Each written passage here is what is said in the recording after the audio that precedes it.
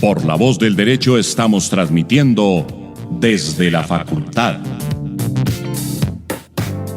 Un espacio hecho por jóvenes para gente joven. Los temas jurídicos desde una perspectiva académica.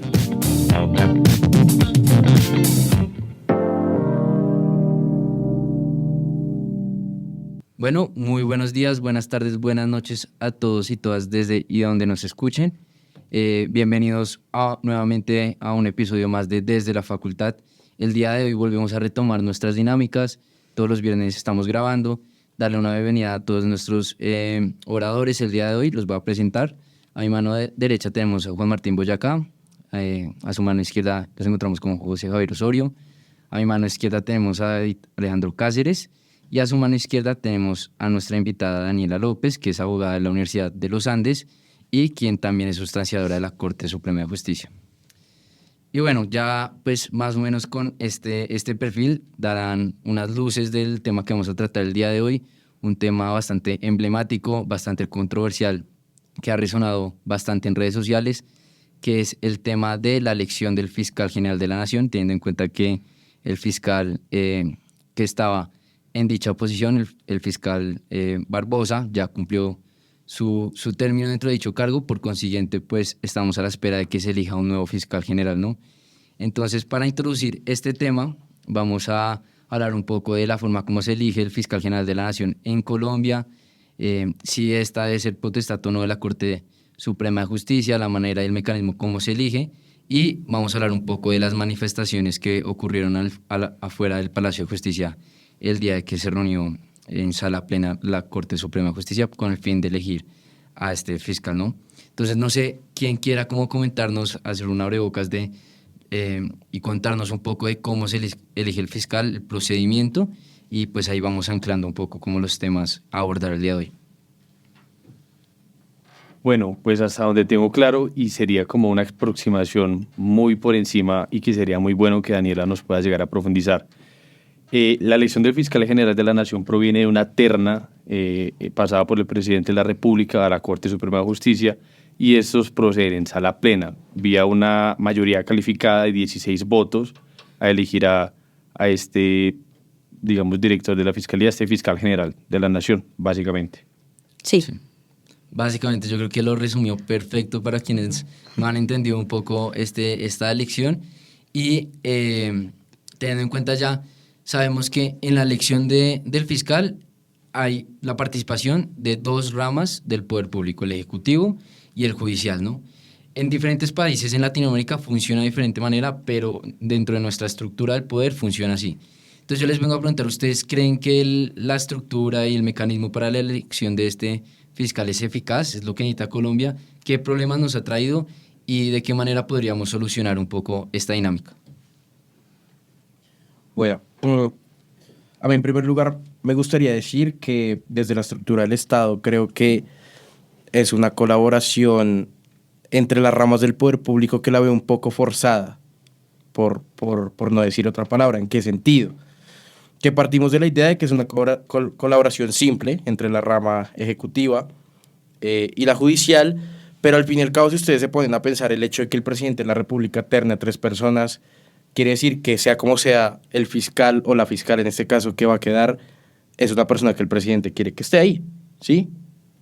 Fin de la historia. Entonces yo creo que a veces en la estructura del Estado hay que plantearnos y replantearlos estos procedimientos, porque al fin y al cabo colaboración sí, pero ¿cómo? Así es complicado. Ahora bien, y digamos yendo y presentando mi posición sobre todo el tema, digamos que central que nos reúne el día de hoy, yo creo que la ley es clara, los procedimientos son claros, y si no hay 16 votos, la mayoría calificada de la que nos hablaba José Javier, pues la Corte Suprema no tiene por qué verse presionada. Al fin y al cabo, creo que por eso existe la separación de poderes, que es uno de los principios que fundamentan la estructura del Estado colombiano. Sí, ahí yo estuve investigando un poco porque sí suena un poco controversial el hecho de que el presidente sea quien elija a las 3 personas que se le van a presentar a la sala plena de la Corte Suprema de Justicia. Pero hay un decreto que es el 450 del 2016 que fue proferido durante el periodo de la presidencial de Juan Manuel Santos, que invita al Ejecutivo hacer una convocatoria pública para que todas las personas que quieran postularse como fiscal general lo puedan hacer. Después de eso hay un filtro en el cual se le muestra al presidente quiénes aplicaron según los requisitos, que son los mismos para ser magistrado, según entiendo yo, y a su vez el presidente, según el decreto, puede elegir nuevas personas, puede postular nuevas personas por parte a cuenta propia de él, ¿sí? Entonces, como tal, no es que el presidente sí o sí sea quien elige las 3 personas, sino aún hay una convocatoria anteriormente prevista con el fin de poder elegirlo, ¿no? Sí, me gustaría realizar una salvedad con respecto a lo que decía Santiago, más un poco de índole constitucional, en la medida en que, si bien este decreto pues es funcional, en la medida en que da como nos brinda un espectro mucho más participativo de las personas en la dinámica de la elección del fiscal. De todas maneras, creo que la norma constitucional, el artículo 249 en específico, es muy claro, ¿no? El presidente elige a la terna que va a ser presentada pues ante la Corte Suprema de Justicia. Eso, digamos que yo creo que como norma constitucional está sujeta también a toda serie de modulaciones y de interpretaciones. Sin embargo, pues creo que la norma constitucional es clara en que pues el presidente es a fin de cuentas quien envía la terna. Y si es el presidente quien envía la terna, pues eso también es susceptible a que él sea quien de todas maneras elija a las personas, ¿no?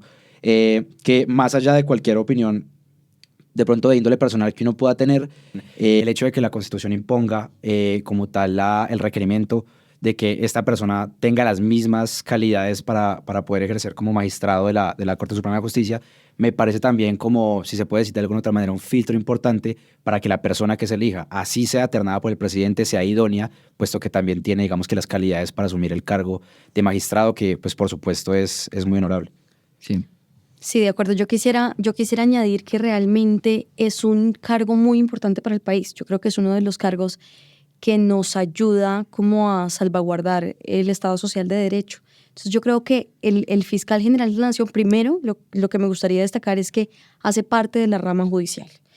Y lo segundo es que precisamente yo creo que cuando estuvimos en el 91 con la constituyente, la idea era ponerle pesos y contrapesos a las ramas, y por eso fue que pues el presidente, si bien lo terna, la Corte Suprema elige. Pero al respecto a mí sí me gustaría como hablar del caso particular. Es que yo creo que la elección del fiscal no es un tema menor. O sea, yo no creo que...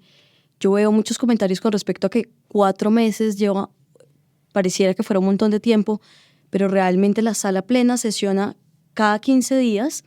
Nótese que en los últimos 4 meses tuvimos casi que un mes de vacancia judicial, que son las vacaciones colectivas que nosotros tenemos una vez al año.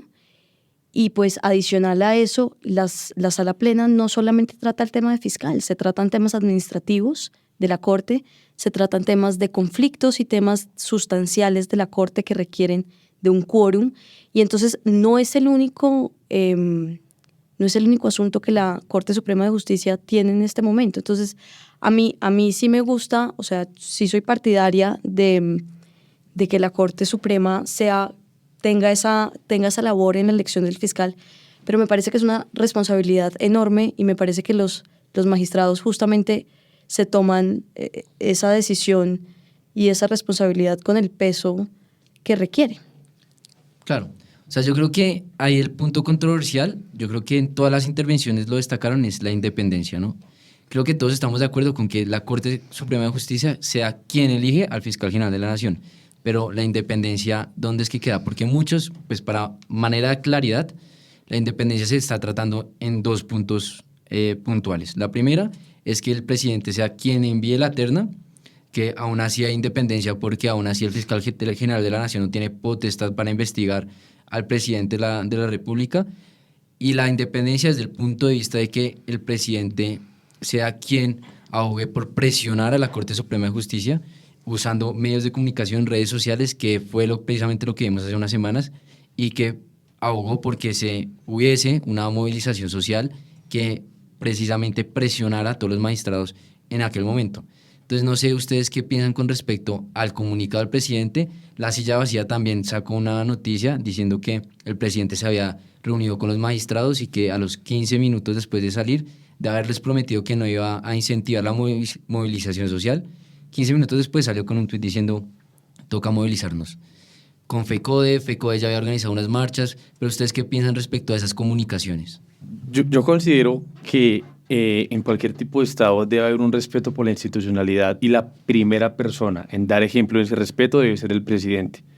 Hemos visto que con el auge de las redes sociales cada vez más nuestros gobernantes, sea el presidente, sea el alcalde, sea quien sea, gobiernan y dan sus comunicados por Twitter o por la ya X.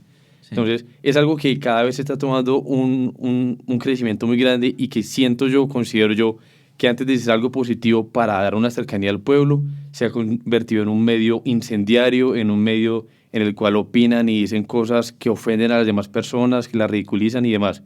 Y aterrizándolo a este caso puntual de esta invitación o de este llamado, si se quiere, que hizo el presidente Petro, pues considero que está mal hecho, considero que no es acorde, como muchas cosas de su gobierno, con promesas de campaña y con su historial político, de críticas que ha hecho y que ahora vemos que está repitiendo. Entonces siento que eso fractura mucho y polariza mucho más a nuestro país, mucho más de lo que ya está. Claro, y esa decisión lo que va a generar es hacer que tarde más la Corte en elegir un fiscal, ¿o no? Pues bueno, qué pena, yo no sé con respecto a si va a lograr que la Corte dure más tiempo o no eligiendo un fiscal, pero estoy muy de acuerdo con lo que tú decías. Yo lo que sí creo es que a mí me parece cuestionable que el jefe del Ejecutivo aliente unas manifestaciones contra sus otros pares en la otra rama. Eso me parece cuestionable. Las manifestaciones per se no me parecen cuestionables. Yo creo que el pueblo tiene el derecho a manifestar, creo que el pueblo tiene el derecho a expresar sus inconformidades con respecto pues, a un tema tan importante como es pues, quién va a dirigir una institución como la Fiscalía, pero sí me parece importante las formas. No me parece que pues, crear barreras humanas para que los magistrados del Palacio de Justicia no puedan salir por unos periodos prolongados de tiempo. No creo que sea la forma más buena de llegar y proponer este debate. Sí, pues creo que también de fondo, muy haciendo hincapié en lo que decía Daniela, o sea, importante resaltar que el derecho pues, a la manifestación, obviamente, es un derecho que no, digamos que acá no estamos tratando de discutir, un derecho absolutamente adquirido y que se debe ejercer con total naturalidad y libertad. Sí hay que entender el mensaje de fondo, precisamente porque, o sea, preciso el día de la sala plena se realizan esta suerte de manifestaciones rodeando las instalaciones del Palacio de Justicia.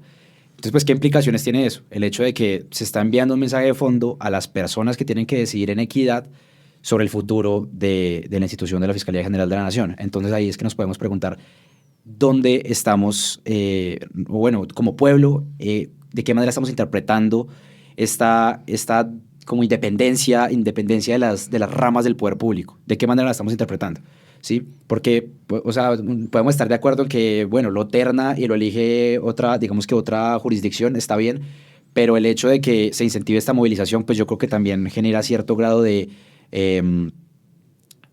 no sé, de malinterpretación de lo que es la independencia de las ramas del poder público, cosa que se me hace absolutamente grave pues, en un Estado social de derecho como lo es Colombia. Sí, claro, además porque ahí yo creo que en medios de comunicación se ha tratado de polarizar un poco el debate en el sentido de que se está convirtiendo más en una decisión política, ¿no? No es no es una decisión judicial, teniendo en cuenta que el fiscal, como bien lo decía Daniela, es una figura muy importante que además tiene que estar muy alineada con la política criminal que planea ejecutar el gobierno por medio de su plan de gobierno, valga la redundancia, pero a la vez termina siendo político en el sentido de que se está diciendo que las presiones van directamente ligadas con el tema de que la Fiscalía está investigando el tema de la financiación de la campaña de Petro, recurrente a unos dineros de proveniencia ilícita, está con el tema del hijo de Petro y por consiguiente el hecho de que Petro pues ponga a disposición de la Corte una terna de 3 personas, 3 mujeres para ser fiscales, y que a la vez sea este quien lo elige, termina siendo un debate mucho más controversial, que la gente entonces ya no entiende lo importante que es elegir el fiscal de la nación y terminan pensando que es algo que está completamente mal desde la infraestructura en cómo pensó el constituyente primario a la hora de diseñar este mecanismo de elección de esta figura, ¿no?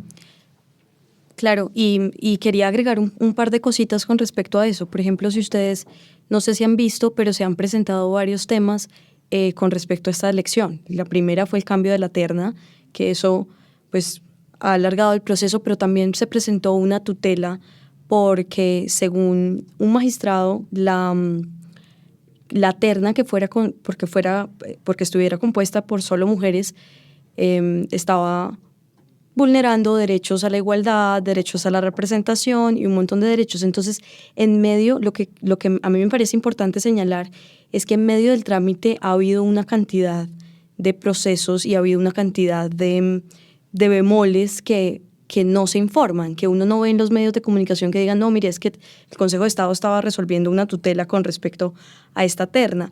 No, sino que la visión es un poco más general y es mucho más polarizada y mucho más política, que tiene que ver con que no quieren que la fiscal encargada esté en el poder en este momento. Claro. Yo creo que siempre en estos casos, refiriéndose a temas de estructura del Estado, hay que remontarse a los principios de la teoría constitucional. ¿En qué sentido? En que el diseño institucional es el cierre de muchísimos principios que vienen.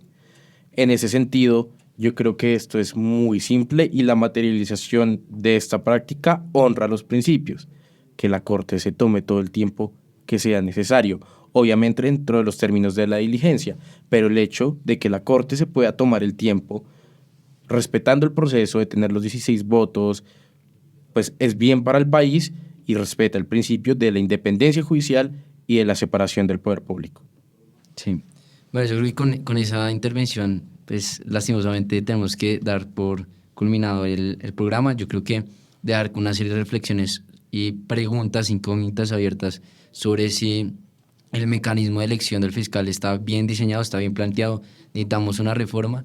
Otra cosa a manera rápida para mencionar también los tiempos en los que el fiscal tiene que ser elegido también se están entrecruzando con los periodos presidenciales. Es una figura que está reglamentada para 4 años, pero para que no se cruce con la misma elección del presidente, y sin embargo han habido renuncias de los fiscales. En este caso también las elecciones se alargan, por consiguiente se están viendo esos periodos de tiempo como entrecruzados con el periodo presidencial. Toca mirar si toca rediseñar esta figura, abogar porque el legislador pues piense una dinámica, yo creo que solucione estos problemas jurídicos que se nos vienen presentando el día de hoy. Pero bueno, yo creo que con eso vamos a cerrar el día de hoy. Muchas gracias a ustedes por participar en esta discusión y nos veremos en una próxima ocasión. Muchas gracias. Gracias, Santiago.